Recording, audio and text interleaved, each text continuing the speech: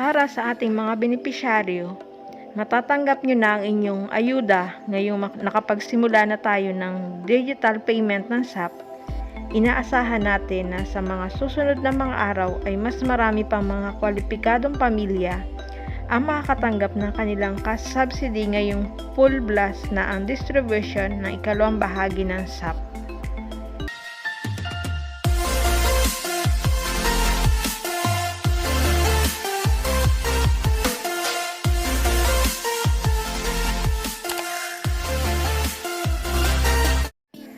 Ipapahatid ang ikalawang bahagi ng Social Amelioration Program para sa mga nangangailangan.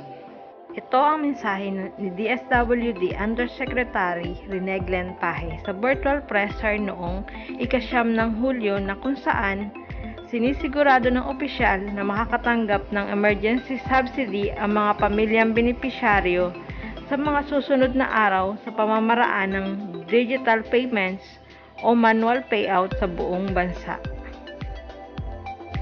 Nakatanggap na ang mga waitlisted na pamilyang benepisyaryo ng kanilang ayuda sa ilalim ng Social Amelioration Program sa Kasiguran Sorsogon kahapon, 13 ng Hulyo.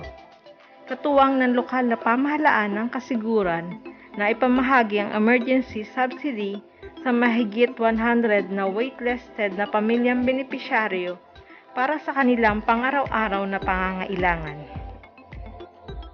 137 waitlisted beneficiary ng Kasiguran Sorsogon ang nakatanggap ng ayuda sa ilalim ng Social Amelioration Program or SAP kahapon, 13 ng Hulyo 2020.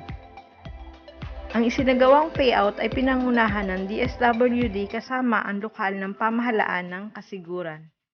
At isinagawa ng DSWD Field Office 9 ang payout ng emergency subsidy sa ilalim ng Social Amelioration Program para sa mga waitlisted na pamilyang benepisyaryo kahapon 13 ng Hulyo sa mga sumusunod na barangay, Kalasungay, Imbayaw, Dalwangan at Sanayan ng Malaybalay City, Bukidnon.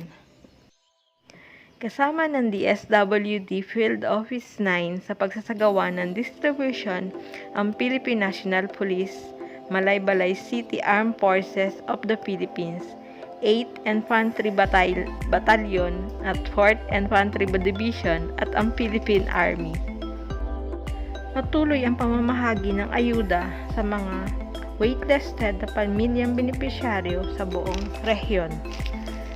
To serve the clients are waitlisted families considered qualified under the Social Amelioration Program of the agency.